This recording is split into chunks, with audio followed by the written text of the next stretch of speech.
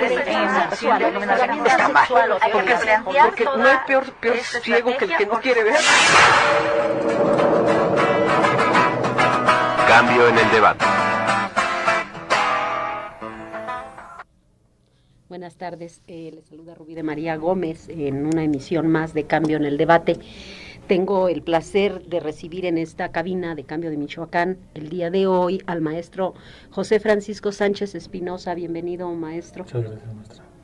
Tenemos también la presencia del biólogo Mario Edaín Cuevas Mendieta.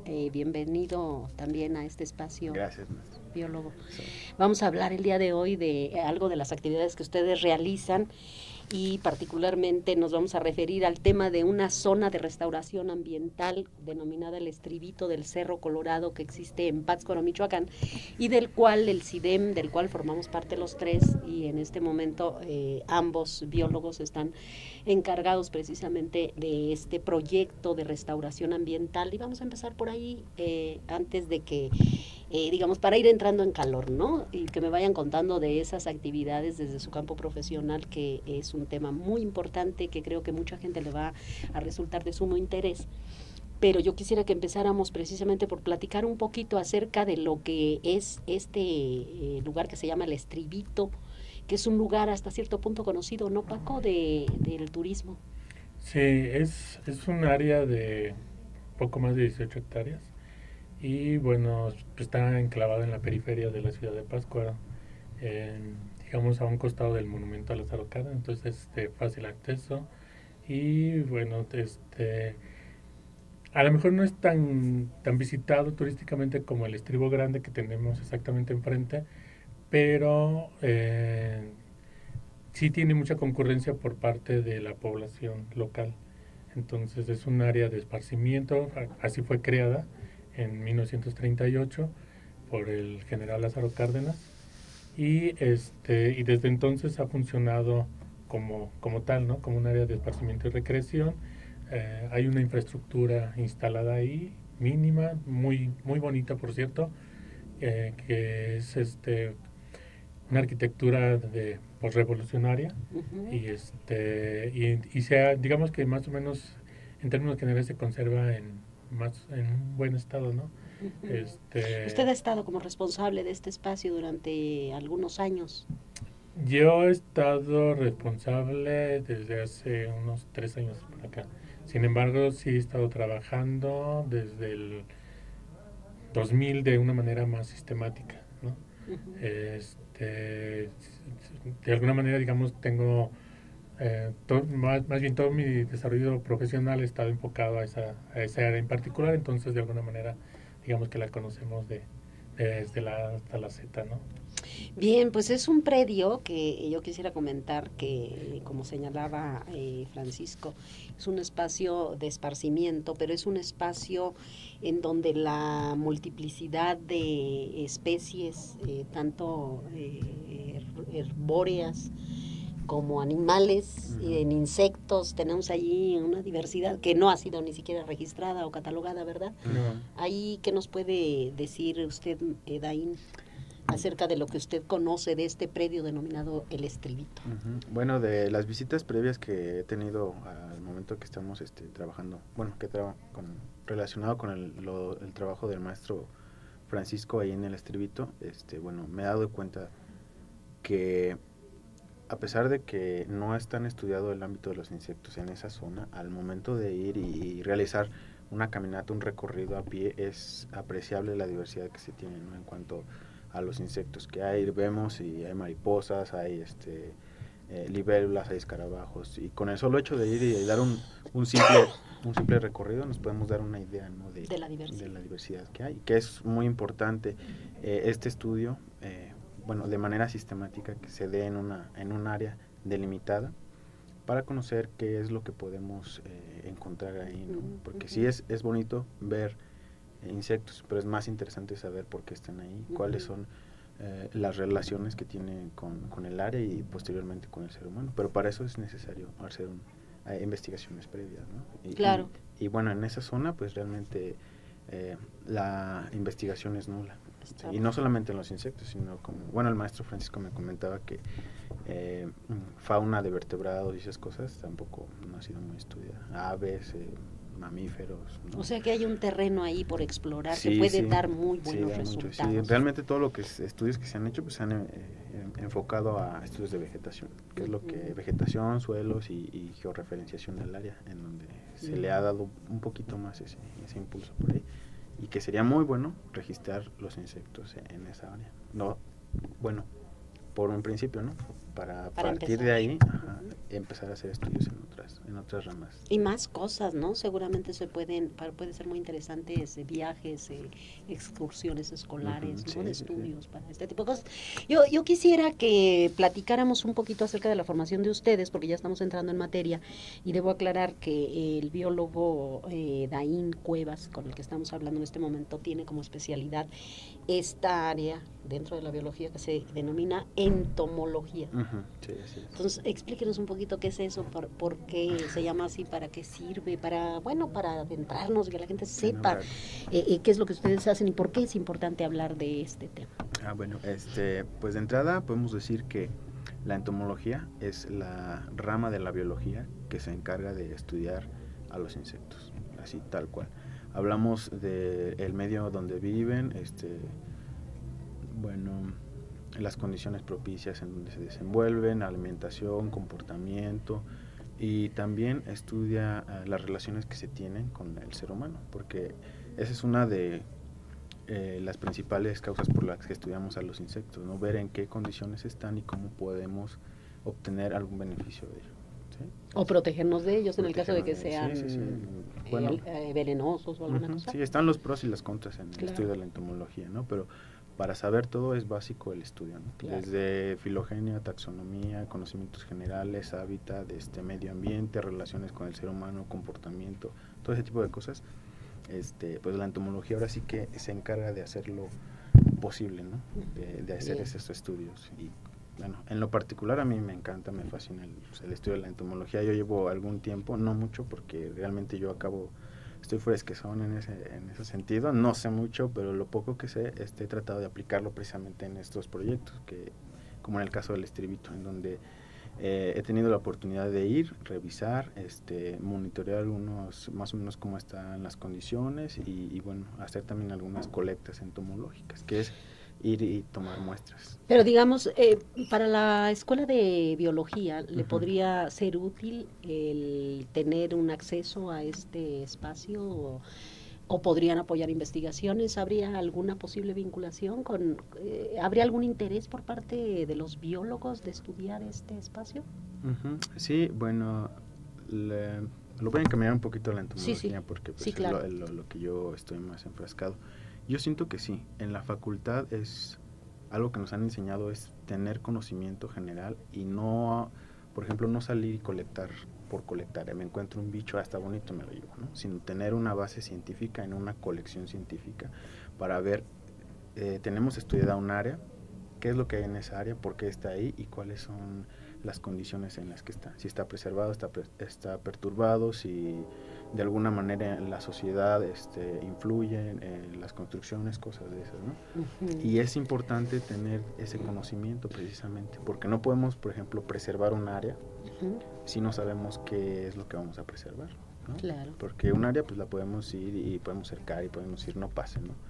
Pero el objetivo fundamental de eso es preservar ahora sí que la fauna y la flora de una zona en este caso, ¿no? Yo percibo generalmente cuando hablo con biólogos, porque además me gusta mucho, he invitado varias veces a este programa a biólogos por diversas razones, pero en general, aún más allá de la biología, ¿no? En el ámbito académico, como que hay siempre una pasión muy fuerte por parte de los investigadores por su campo. Y bueno, pues la verdad es que es fascinante también ver esta fascinación, esta pasión, ¿no? que caracteriza a la investigación académica. Y a veces es muy claro cómo digamos, en sí mismo el valor de la búsqueda del conocimiento en la gente que es así se percibe muy claramente, ¿no? O sea, digamos, uno no necesitaría que le dijeran ni qué es la entomología ni para qué sirve. Uno con ver el interés con el que usted habla de la entomología, uno dice, pues qué bonito, ¿no? Que haya quien quiera saber de esto y qué bueno la búsqueda de conocimiento. Pero lo cierto es que siempre hay la posibilidad de ir más allá. y aplicar estos conocimientos para beneficio social, ¿no, Sí. Paco? Sí. ¿Por qué no nos platica usted un poco de lo que hacemos, de lo que se hace en el área de investigación del CIDEM en esta perspectiva?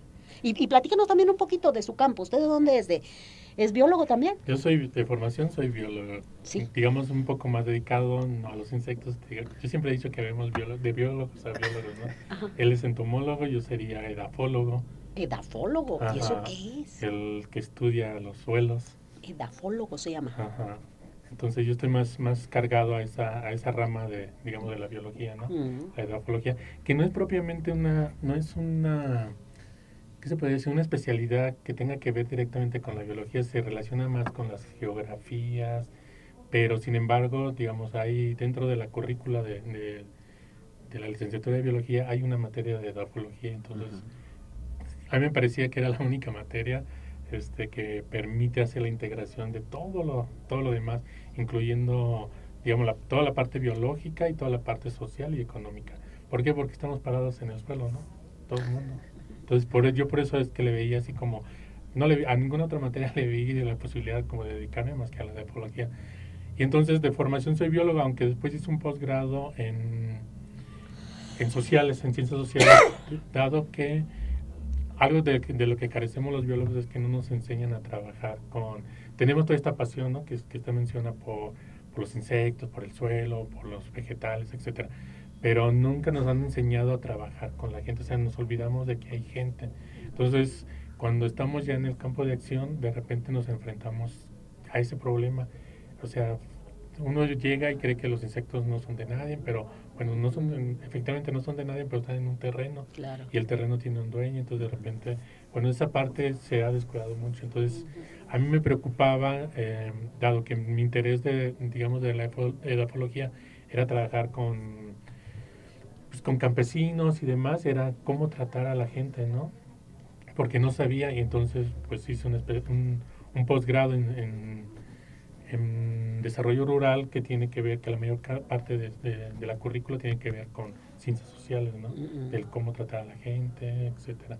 Entonces, ya digamos, con esta formación o de formación, porque también es un tanto, pues finalmente yo me he dedicado un poco más a lo que tiene que ver como el manejo y conservación de los recursos naturales, ya no nada más del suelo, sino un poco más integral, ¿no? Claro. Incluyéndonos nosotros, o sea, desde esa perspectiva, ¿no? Entonces, digamos que con esta óptica digo nosotros porque, bueno, somos un equipo de trabajo que estamos ahí en el CIDEM, de repente me toca encabezarlo, de repente me toca estar atrás, bueno, en este momento lo encabezo, pero somos un grupo donde vemos muchos biólogos, pero todos tienen una especialidad totalmente diferente, y aún siendo biólogos tenemos ópticas totalmente diferentes, ¿no? Mientras hay quienes no quieren que pisen el insecto porque estamos alterando el ecosistema, yo soy de la idea de que si lo necesitas sacrificar, bueno, es parte de la naturaleza, se va a integrar, entonces digamos que para tener desarrollo hay que sacrificar algunas cosas, pero hay que hacerlo con cuidado, ¿no? Entonces, con responsabilidad. Entonces, digamos, en este equipo de trabajo, como les decía, hay biólogos, hay biotecnólogos, hay un par de economistas, carecemos un poco, digamos, de alguien que tenga realmente la especialidad de sociología. Sin embargo, bueno, pues ahí metemos algunos matices de la sociología. Nos falta mucha gente, pero, bueno, tenemos un físico matemático, también ahí metido con nosotros. Tenemos un filósofo. Entonces, esa integración, digamos, de especialidades, de enfoques totalmente diferentes, nos ha permitido darle a esta área, pues, un trabajo con un enfoque multidisciplinario, ¿no? Entonces, finalmente nosotros lo que hemos tratado de hacer es tratar de rescatar esa área. Bueno, dado que fue creada como con fines recreativos, el ambiente fue totalmente transformado. Entonces, es muy complicado técnicamente regresar a las condiciones que tenían originalmente, y aparte de técnicamente es demasiado caro hacerlo, ¿no? Cuesta demasiado volver a inyectarle, plantar árboles y demás, porque como las condiciones ya cambiaron, digamos, los costos se incrementan muchísimo, ¿no? Ujú. Entonces, lo que nosotros hemos tratado de hacer es darle una utilidad más práctica al predio. Y bueno, a lo mejor ya tú puedes responder lo de la vinculación, por ejemplo, con la Facultad de Biología. Ujú. ¿Por qué? Porque, digamos, es como un laboratorio viviente el área, ¿no? Sí, sí. Y además de que está muy cerca, es un área periférica a una ciudad, entonces digamos que son fenómenos que tienen que ver directo, o sea, los fenómenos que ocurrieron en el área tienen que ver directamente con el contacto con la gente, ¿no? Sí. Y entonces ese es un asunto que tenemos que lidiarlo día con día. Entonces, a mí me parece que para el caso digamos, de la Facultad de Biología, pues el área se presta muy bien para hacer como un laboratorio. Tenemos como 5 tipos de vegetación ahí, tenemos una escala altitudinal, es decir, hay como 1000 metros de diferencia de la parte más baja a la parte más alta, Ujú. y ahí se distribuyen los tipos de vegetación. Bueno, de ahí ya comentó en sus incipientes recorridos que ha hecho, Ujú. digamos, la diversidad que puede haber de insectos. Hay un campo que nosotros no hemos manejado porque no estamos dedicados a o sea, no tenemos esa especialidad, aunque lo conocemos, pues no nos dedicamos al estudio de los mamíferos, Ujú. de los reptiles, ni nada de eso. Por observación directa hemos visto que hay zorras, hay serpientes, hay una serie de animales que bueno, lo sabemos y los podemos registrar, pero no hay un estudio que nos diga exactamente qué hay y cuánto hay, ¿no? Y esto se podría compartir, ofrecer a la Exacto, escuela sí. de biología, ¿verdad? Y no nada más a la escuela de biología, bueno, hay varias instituciones académicas ahí mismo en Pátzcuaro de cierto nivel que digamos, sus prácticas de laboratorio que normalmente se hacen en un laboratorio cerrado podrían hacerse ahí, ¿no? Claro. Entonces, yo creo que ahí lo que falta es un poquito la apertura, ¿no? Y la apertura me refiero no a que no se ha hecho, sí se ha hecho, pero nos hemos enfocado, digamos, a explotar las capacidades que tenemos como institución, en Claro. este caso el CIDEM. Claro. Entonces, ya prácticamente estamos, digamos, agotando esas capacidades, tenemos una información con unos resultados que nos dirigen hacia una cierta área, entonces ya podemos decir nosotros cuáles son nuestras deficiencias. Bueno, sabemos que no tenemos gente que trabaja este asunto de los animales, Fauna. pero también sabemos qué específicamente queremos de que estudien de los animales, ¿no? Claro. Digamos, la parte ya más gruesa de indagar qué se hace, qué se puede hacer, qué no se puede hacer en el área, creo que ya el CIDEM ya la tiene un poco más clara y ya podemos decir, bueno, nos interesa que la facultad, porque es facultad, la Facultad de Biología participe, pero queremos que participe en esto y en esto, porque también sabemos que tiene los cuadros, los profesores que Claro. pueden, O bien que hasta apoyarse, ¿no? ofrecerles, ¿no? Ahí está el laboratorio que dice Sí. usted para poder hacer investigaciones de tesis o qué sé yo. Exacto. Pero el avance que llevamos es importante y yo creo que esta es una de las razones por las que vale la pena que el público de este programa se dé cuenta de que hay este espacio, de que hay esta posibilidad, porque además yo quisiera que le platicáramos ahora al público que nos escucha y ve, Paco, porque tenemos algunos programas. De hecho, otra de las actividades que se pueden seguir realizando, porque ya se están haciendo, son visitas guiadas precisamente de grupos escolares, ¿no? Y esto lo estamos haciendo con CEP. ¿Por qué nos platica un poquito más para que incluso si algún profesor, alguna profesora de esos que son igual de apasionados que los investigadores, Sí. quiere llevar a su grupo al estribo para que conozcan, para que vean, para que el entomólogo les explique la diversidad de insectos, para que usted les hable de la calidad del suelo y porque platíquenos en qué consiste, qué hacemos ahí, presuma esto para si a alguien le interesa, se acerca al CIDEM y le podamos ofrecer este servicio. Claro, bueno, como les decía, nosotros desde el 2000 ya venimos realizando un trabajo más sistemático, ¿no? Efectivamente está enfocado más a cuestiones arbóreas y a cuestiones de suelo. Sin embargo, hemos indagado cosas como cuestiones hidrológicas, un poco de cuestiones geológicas y demás. Bueno, con todo este trabajo que se ha venido haciendo, que tiene que ver mucho, o más bien todo estuvo enfocado a la recuperación del área, a la restauración de la misma, pues tenemos varios elementos.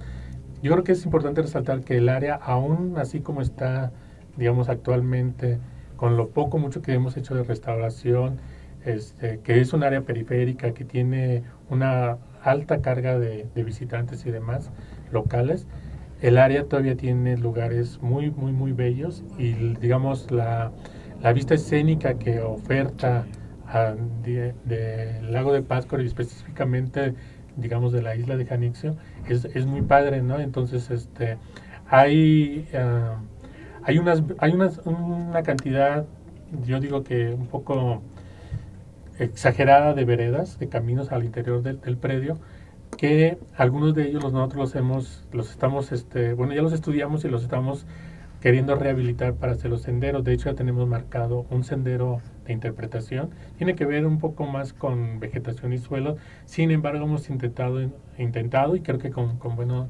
resultados, intercalar otro tipo de actividades como el conocimiento de los insectos, cursos de ecología. El asunto del manejo de las basuras, la transferencia de tecnologías limpias y demás. Entonces, lo que nosotros hemos hecho es crear a través de dos instancias que tenemos en el CIDEM. Una que es más bien el Club de Ciencias, que es un espacio creado para enseñar ciencias, específicamente ciencias naturales, pero no en la manera tradicional como se viene haciendo en las escuelas, sino de una manera más práctica. Es decir, nosotros desde el CIDEN lo que hacemos es reforzar el conocimiento que les dan en el aula, pero de una manera práctica y divertida, ¿no? Claro. Y lo que hemos hecho es trasladar esa parte. Pero además, dentro del área, un aspecto muy importante que se debe de atender es lo que tiene que ver con educación ambiental. Entonces, lo que estamos armando es el programa de educación ambiental para el estribo.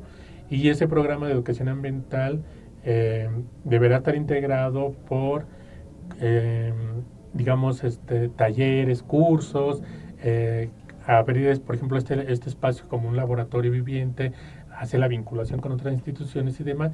Y bueno, pues esto, cuando se platica así como muy fácil, pero llevarlo a la práctica cuesta un poco de trabajo. Entonces hemos empezado por ofertar de alguna manera los talleres, ¿no?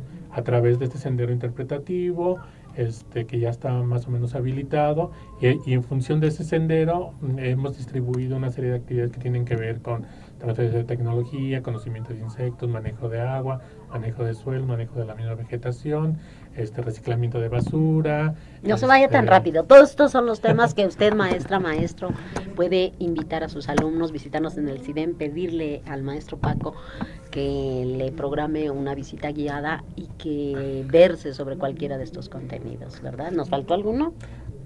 Faltan algunos, pero tenemos más, ¿verdad? Exacto, pueden darse una vuelta al CIDEN y ahí con todo gusto los podemos les platicamos qué más y les proyectamos porque tenemos ya hasta un video promocional de las actividades. Sí, de las actividades de ayer. A mí me da mucho gusto estar con ustedes aquí y tener la oportunidad de dar a conocer algo de este trabajo que se ha estado haciendo en el CIDEM, que tiene tiempo haciendo los investigadores del CIDEM, y sobre todo por una razón. Fíjense que alguna vez alguien me dijo: oye, allí en el CIDEM ni siquiera hay investigadores, ¿no? Así me dijeron. Entonces, me da mucho gusto presentarles a Paco y a Edain, porque no solo hay investigadores y hay proyectos de investigación que son muy útiles socialmente, que ojalá fueran más aprovechados, y por eso es importante dar a conocer estas capacidades, porque en el CIDEM existen especialistas en diversos campos y estamos haciendo cada vez más un trabajo institucional de equipo, cada vez mejor articulado, y este es el resultado, ¿no? Este proyecto del que estamos platicando y que seguramente le interesará a usted conocer, ojalá que así sea. Y volvamos entonces a este punto. Uno de los temas importantes que con la inserción en el equipo del biólogo Mario Edain nos va a permitir explotar, ¿no? No nada más todos estos cursos y estos temas, sino además incluir esta parte del estudio de los insectos. Vamos a animar a la gente que sepa de qué les estamos hablando. Platíquenos, Edain, un poco. Edain, platíquenos ¿por qué esta pasión por este campo? A ver, cuéntenos, ¿qué significa ser entomólogo? ¿Para qué sirve ser entomólogo? Cuéntenos, a ver si alguien interesado en el tema se convence más o se deja de interesar. Más que una especialidad, bueno, desde mi punto de vista, más que una especialidad de la carrera de biología, yo siento que es una forma de vida, ¿no? Una pasión, realmente. Hay gente a la que el solo hecho de ver una araña no le da así como que miedo, no, horror, hasta ahí va el pisotón, ¿no?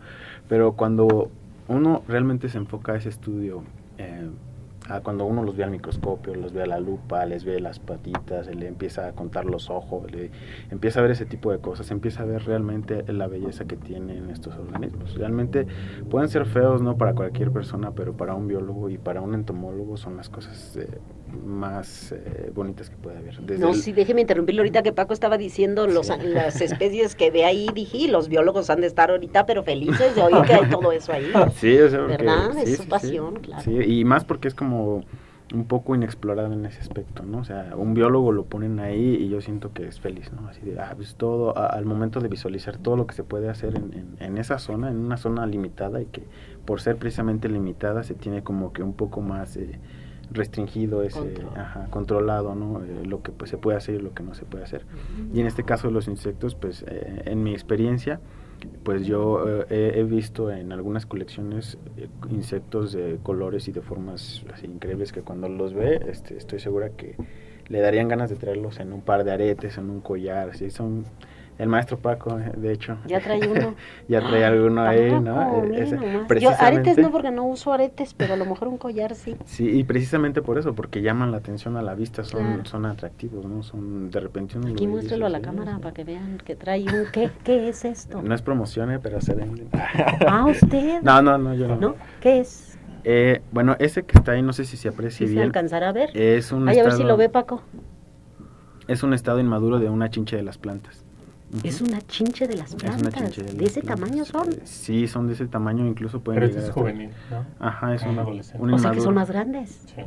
Oiga, pero es verdad lo que usted acaba de decir, ahí está la prueba, es bellísimo. Sí, es un insecto preservado en acrílico, de hecho, y con eso se pueden hacer pulseras, collares, todo tipo de bisutería, precisamente por el atractivo que presentan. Sí, en este caso sí.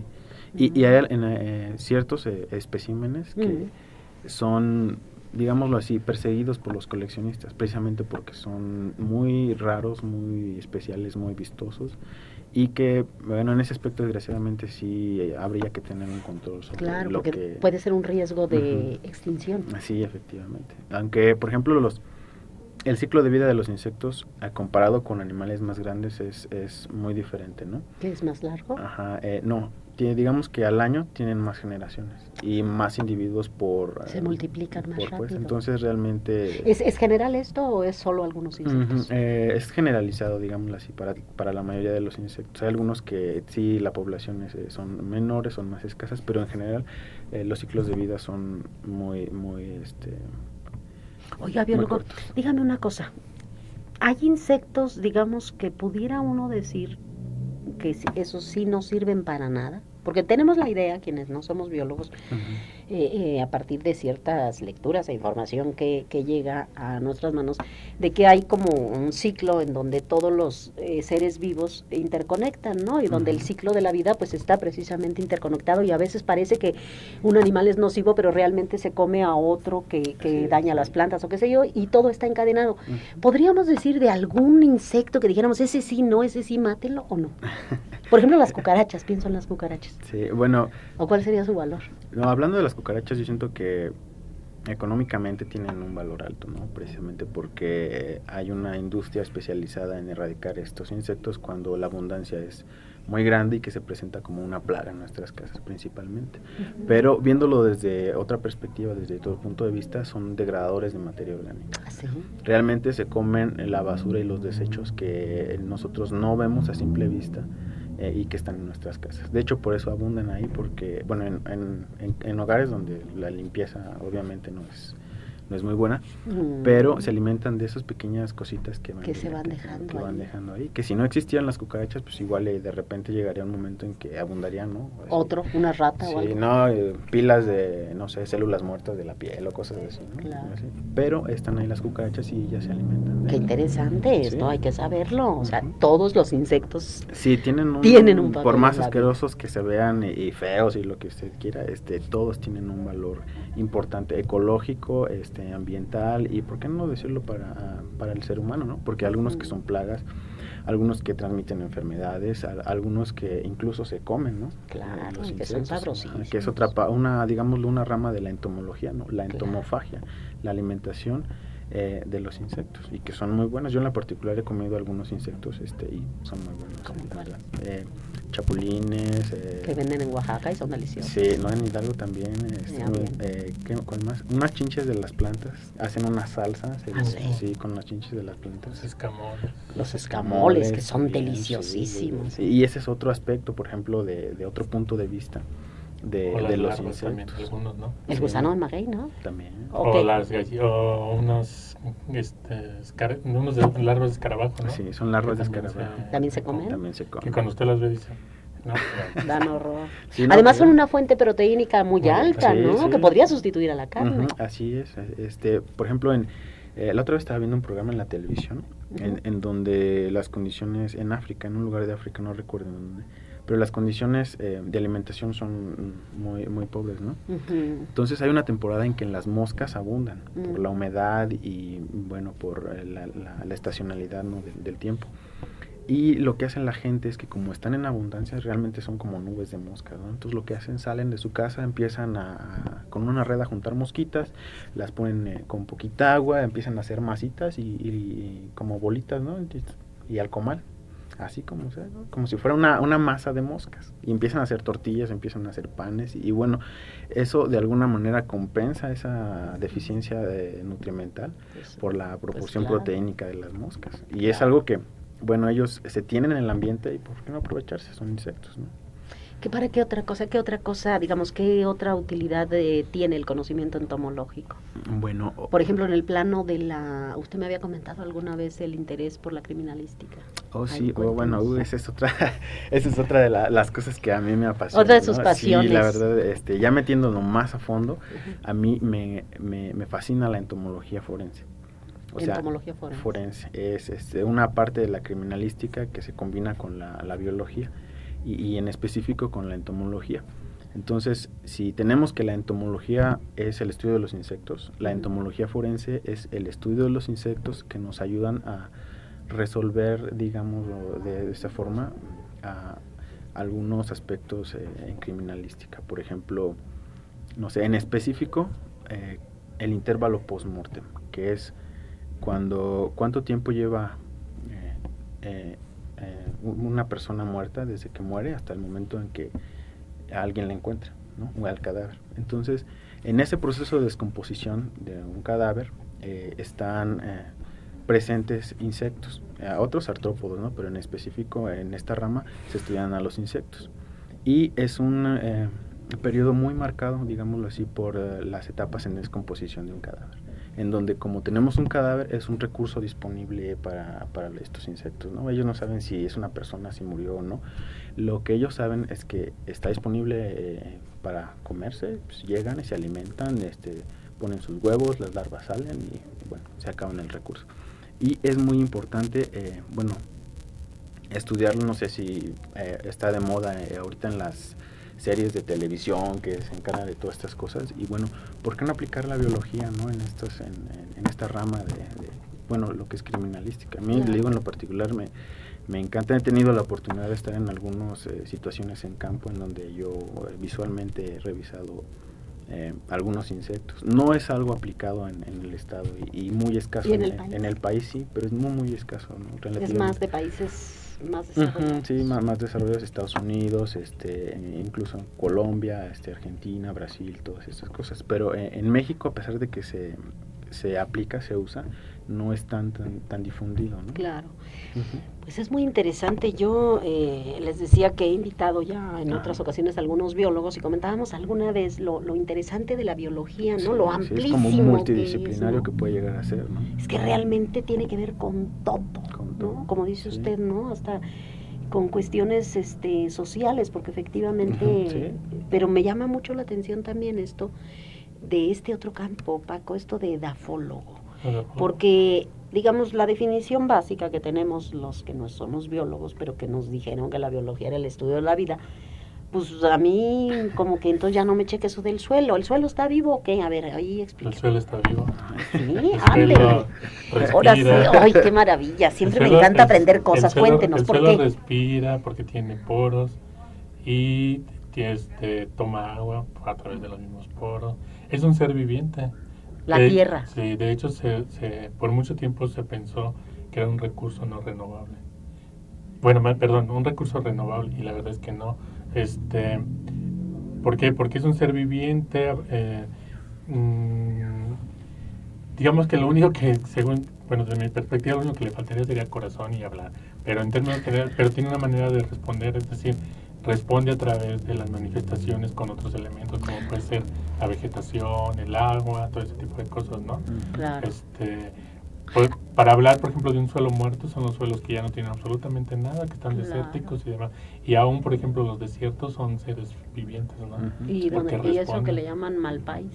El malpaís no, en sí no es un suelo, en realidad. ¿Qué es? El malpaís es un proceso de una etapa de la lava, de una erupción volcánica, que ya no es la lava como tal, la lava líquida que de repente conocemos, sino ya está en un proceso de formación de roca y que se está desintegrando en formar suelo. Entonces de repente tiene pequeños oquedades donde se empieza a formar el suelo. Entonces a partir de ahí se puede generar suelo. Lo que sí es cierto es que los malpaíses son muy importantes porque son zonas de recarga de acuíferos. Generalmente abajo de los malpaíses tenemos los grandes manantiales de agua. Sí. Pero estrictamente el malpaís no sería un ser, no estaría vivo. Ahí sí está, es suelo muerto, digamos. No, porque no es suelo. Es roca. Es roca, es una roca. Es una roca, lo que sí es que permite formarse suelo conforme se va degradando, es decir, degradando es que se va desmoronando la piedra y se va pulverizando, pero para eso pasan cientos, miles de años, ¿no? Entonces, pero no. Pero eso es material inerte, es una roca. Ahí sí diríamos, ese sí es materia inerte. Sí, pero aún en el desierto no diría usted eso es materia inerte, ahí hay vida. Hay vida. Y es interesante y necesario investigar el suelo, porque de algún modo es también, además el sostén de la vida, ¿no? De lo que va a darse encima de ello. Sí, no, y además y lo que se da entre el suelo también. Exacto, es que es importante, es que nosotros nada más nos referimos a lo que vemos arriba del suelo, pero dentro del suelo existen una serie de procesos igual o más importantes incluso que lo que vemos en superficie. Y son, digamos, análogos a lo que denominamos vida. Son procesos similares. Son procesos similares. El suelo, hay suelos, digamos, se manejan jóvenes, maduros y ya viejos, ¿no? Viejos es cuando ya, digamos, el suelo ha cumplido una serie de características que tienen que ver con toda la mineralogía que presenta. Y entonces ese suelo lo que va a hacer es que se va a transformar en otra, digamos, tiene sucesiones como nosotros, ¿no? Es decir, nosotros nacemos, crecemos, nos desarrollamos y luego morimos. El suelo le pasa exactamente lo mismo. Nacen, se van desarrollando, van creciendo, llegan a su madurez y después llegan a su declinación. Como proceso natural, lo único que ha pasado últimamente es que nosotros hemos acelerado el proceso de envejecimiento de la tierra.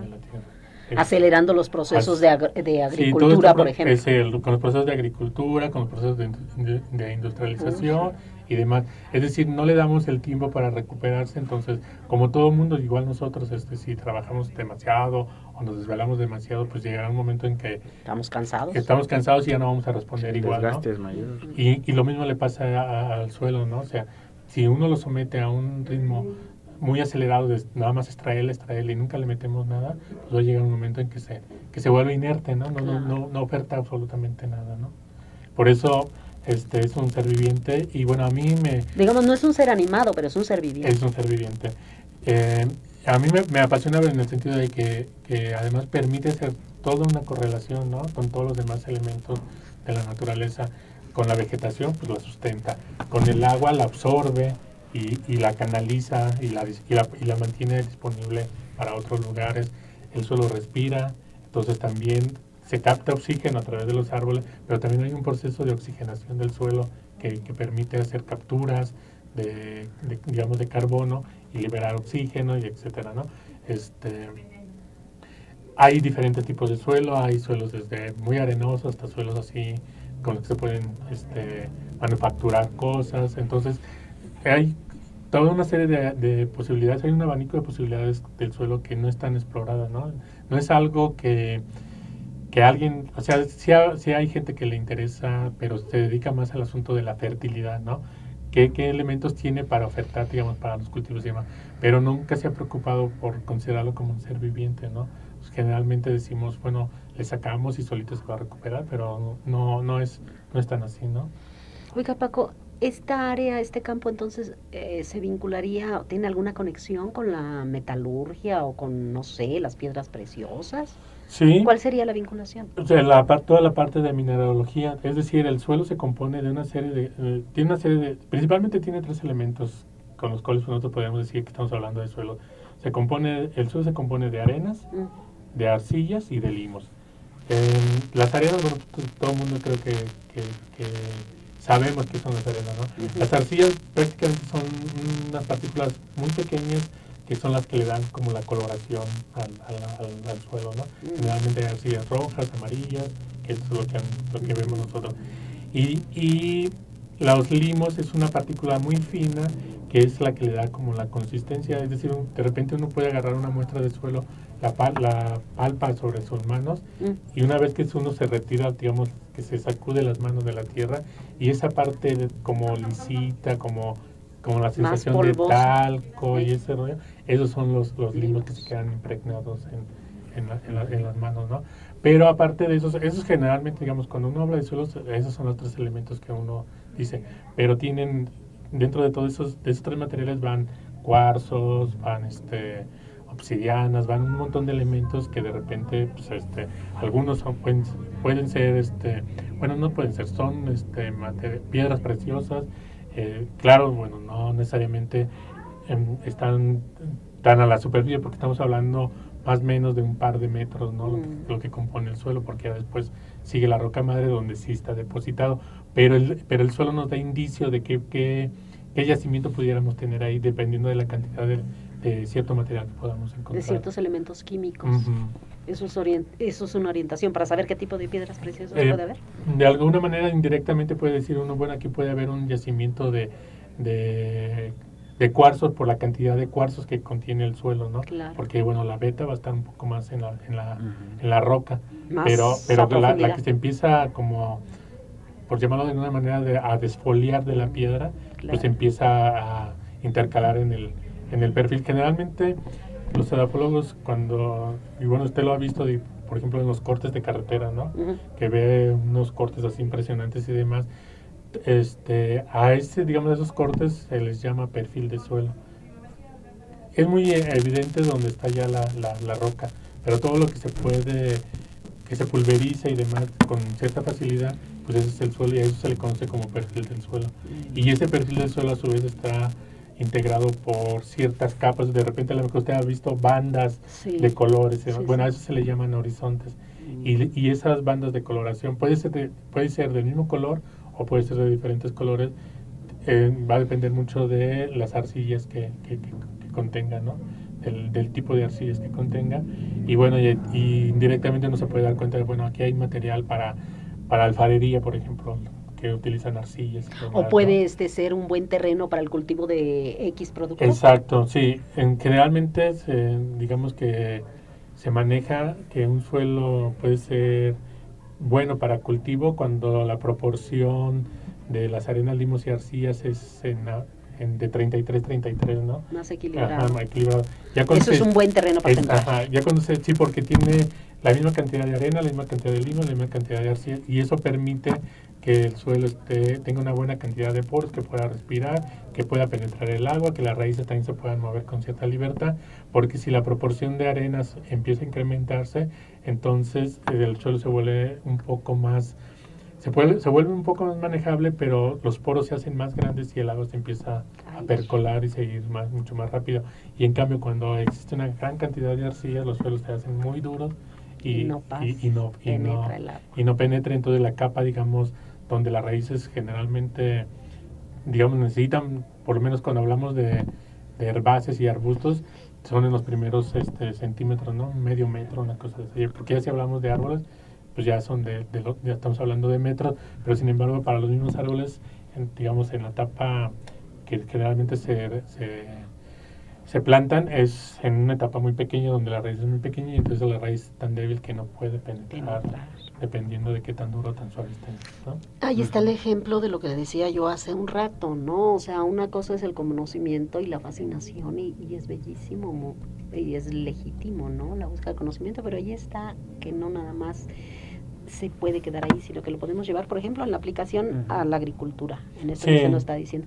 Pero platíquenos, así como lo hicimos aquí con el biólogo Edaín, platíquenos qué es lo que hace un edafólogo en un ejemplo concreto. Usted ha tenido experiencia de trabajo con la Comisión Federal de Electricidad, porque tenemos en el CIDEMA uno de los especialistas más destacados en el estado de Michoacán. Yo creo que es el más destacado, pero probablemente en el país, en este campo, ¿no, Paco? Pues, y platíquenos qué hizo usted para la Comisión Federal de Electricidad, que es un trabajo muy importante, que ojalá que podamos seguir aportando, que el CIDEM siga aportando al desarrollo social. Cuéntenos un poco ahí cuál fue su aporte. Bueno, primero no sé si sea de los mejores, pero bueno, yo trato de hacer lo mejor posible mi trabajo. Sí es cierto, hay pocos edafólogos y estamos, digamos, un poco diseminados, ¿no? En el país. Y bueno, Paco es modesto, pero él tiene credenciales y recomendaciones de biólogos, doctores en biología de muy alto nivel. No estoy inventando nada. Pero bueno, dentro de la ecología y también así como en el caso de los insectos, como varias especialidades, ramas, una cosa, ¿no? Entonces hay quienes se dedican exclusivamente a la fertilidad, que tiene que ver con áreas de cultivo y todo este tipos de cultivo que se pueden realizar y demás. Y hay quienes se dedican, digamos, como a la fisicoquímica de los suelos, es decir, para ver qué contenidos de sodio, potasio, fósforo, magnesio, etcétera, tienen los suelos. Hay quienes se dedican a la taxonomía como tal, que es decir, así como nosotros tenemos un nombre, los suelos también tienen una denominación. De tipos. Entonces se dedican a clasificar los suelos y demás. Hay quienes nos dedicamos un poco más general a, pues como a la diagnosticación, ¿no? A diagnosticar qué tan bueno o tan malo es un suelo dependiendo, digamos, del objetivo que se está persiguiendo. En este caso, con la Comisión Federal de Electricidad, a solicitud de ellos, nos pidieron que hiciéramos un diagnóstico de la condición que guarda tanto el suelo como la vegetación en los campos geotérmicos que ellos tienen. En el país hay siete zonas geotérmicas, si no me equivoco. Hemos trabajado ya en 3, trabajamos en Azufres, aquí en Michoacán, trabajamos en Los Humeros, en Puebla, y recientemente acabamos de terminar el trabajo en Cerritos Colorados, en Guadalajara, dentro del Bosque La Primavera, que también ahí está una zona geotérmica, y bueno, esperaríamos que próximamente pudiéramos trabajar en las demás zonas que están en Baja California y en la parte norte del país. Y entonces lo que nosotros hicimos fue ver cómo la actividad geotérmica, bueno, más bien si la actividad geotérmica ha alterado las condiciones naturales del suelo. Dado que ellos hacen un proceso de extracción de vapor del subsuelo, pues de repente tienen derrames y demás, y este vapor no nada más es vapor de agua, sino viene mezclado con ácido sulfídrico y con otros elementos que ya expuestos, digamos, en la superficie se vuelven contaminantes. Y bueno, ellos también pues no son áreas exclusivas, sino están inmersas en áreas agrícolas, en áreas boscosas. Entonces, de alguna manera, ellos lo que tratan de hacer, la Comisión Federal de Electricidad lo que trata de hacer es alterar lo menos posible el ecosistema donde están inmiscuidos. Entonces, lo que nosotros nos enfocamos en las 3 zonas geotérmicas en las cuales hemos trabajado es en realizar un diagnóstico físico-químico de suelos y químico de la vegetación, para ver si estos elementos, a la hora que ellos extraen, que se vuelven contaminantes, si se quedan, tienen una respuesta directa con el entorno que tienen ellos ahí. Entonces, eso es lo que hemos hecho nosotros. Es decir, el CIDEM ayuda a la Comisión Federal de Electricidad, en el caso de estos proyectos, a hacer un estudio a profundidad del entorno en el que están haciendo estas exploraciones, con el fin de evitar que el impacto sea negativo ecológicamente, de tomar las medidas necesarias para que sea el menor daño ecológico el que se produzca. En realidad es para determinar qué daño es el que provocaron, ¿no? Porque de alguna manera, de todos modos, no sé si, bueno, la gente por lo menos de aquí de Morelia debe tener conocimiento de los azufres, entonces más de la población ha ido a los azufres y ha visto que hay áreas abiertas donde hay chimeneas y están los vapores ahí volando y toda esta cosa, ¿no? Bueno, entonces lo que ellos han hecho, o sea, el simple hecho de abrir esas pequeñas áreas para poner sus plataformas donde instalan el pozo de inyección para extraer el vapor, pues hay un cierto impacto en la naturaleza, del tamaño que se quiera ver, ¿no? Pero hay un impacto negativo, positivo, como se quiera ver, pero hay un impacto a la naturaleza. Entonces, lo que ellos han tratado de hacer es que estos impactos que ellos tienen con la naturaleza sean los mínimos, y en el caso donde se puedan corregirlo. Y bueno, con estos estudios que nosotros hacemos, lo que nosotros determinamos es si ellos están impactando, en qué nivel están impactando, y digamos, incluso le damos las posibles soluciones a las cuales deberían de estar haciendo trabajo de remediación en ese sentido, ¿no? Claro. Entonces nos volvemos como una institución donde, bueno, apoyamos con un estudio muy específico, pero además no nos quedamos, digamos, ahí, ¿no? También creo que responsabilidad por este apasionamiento que podemos tener como profesionistas en las ramas que nos manejamos, pues también pues aportar un poco, digamos, aún mucho, como se quiera ver también, lo que hacemos, en el sentido de que, bueno, esto que está muy de moda y que se habla todos los días del calentamiento global, pues tiene que ver, o sea, aunque hablemos de los azufres, hablemos de Puebla, hablemos de Guadalajara, en algún momento nos va a alcanzar, digamos, los pequeños impactos. Si somos uno de los pequeños impactos, pues ya se vuelve un impacto grande. Claro.